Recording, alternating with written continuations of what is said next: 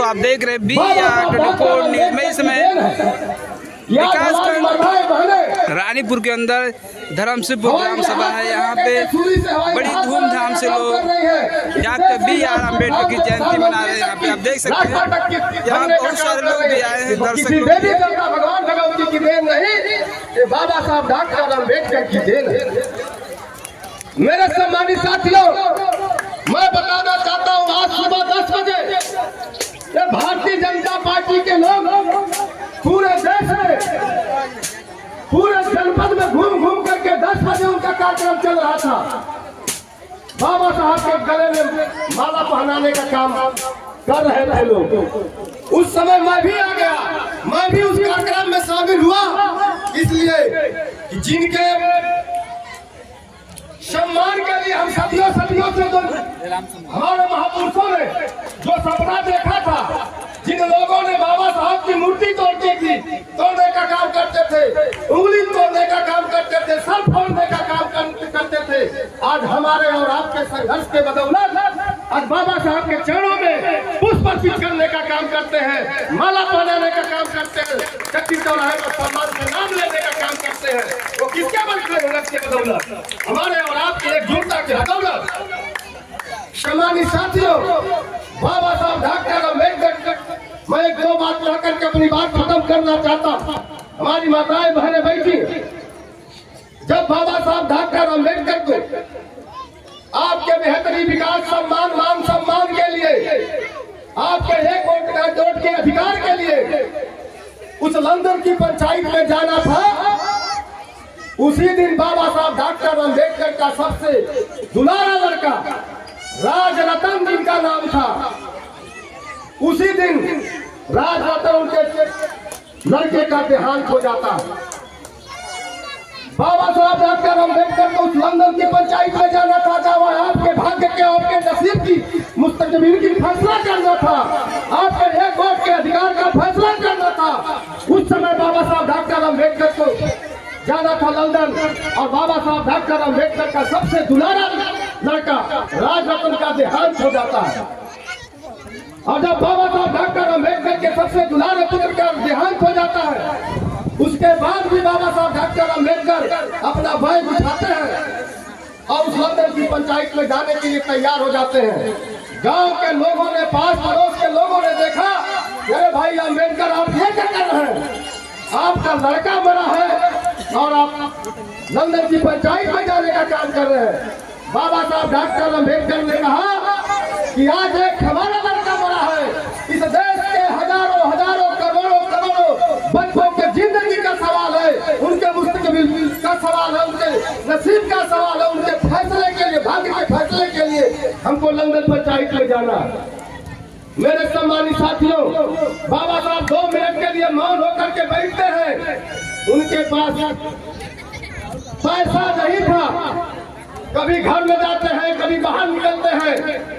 माता रमाबाई अम्बेडकर उनके भावनाओं को समझ जाती है, अपना आंचल फाड़ करके, अपने साड़ी का किनारा आंचल फाड़ करके देती है, और बाबा साहब डॉक्टर अम्बेडकर अपने लड़के को वही आंचल ओढ़ा करके कफन के रूप में और आपके बेहतरी विकास के लिए पंचायत करने के लिए लंदन चले जाते हैं। मेरे सम्मानित साथियों, जब बाबा साहब डॉक्टर अम्बेडकर जब लंदन पहुंचते हैं, जो फ्लाइट थी वह फ्लाइट का समय बीत चुका था, वह किसी तरीके से पानी की जहाज से पहुंचते हैं लंदन पंचायत में। वहाँ हमला होने लगता है, नारा लगने लगता है कि अब अम्बेडकर नहीं आएगा। या गांधी एंड कंपनी के कांग्रेस के लोग खुशी मनाना शुरू कर दिए, जब अम्बेडकर इस पंचायत में नहीं आएगा हम लोग का काम बंद जाएगा। इसके कुछ ही देर बाद बाबा साहब डॉक्टर उस पंचायत में पहुंचने का काम करते हैं। जैसे बाबा साहब डॉक्टर अम्बेडकर जब उस पंचायत में पहुंचते हैं, तो मेरे सम्मानित साथियों, बाबा साहब डॉक्टर अम्बेडकर को देख करके सबके होश हवास उड़ जाते हैं। सम्मानित साथियों, पंचायत शुरू होती है। कांग्रेस के लोगों ने कहा, ये जो 85% के लोग बैठे हैं, इनको वोट का अधिकार नहीं देना चाहिए।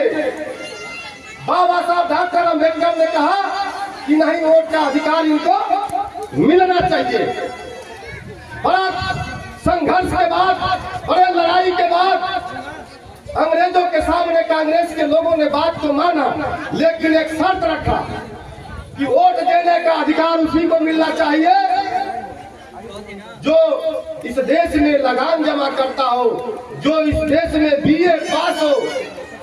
धन्य बाबा साहब डॉक्टर अम्बेडकर ने तुरंत खड़ा होकर के कहते हैं कि इस देश में हम लोगों को शिक्षा का अधिकार नहीं दिया गया, इस देश में हम लोग को धन धरती रखने का अधिकार नहीं दिया गया, तो हमारे लोग इस वोट से वंचित रह जाएंगे, इसलिए हम इस कानून को नहीं मानेंगे। लाचार होकर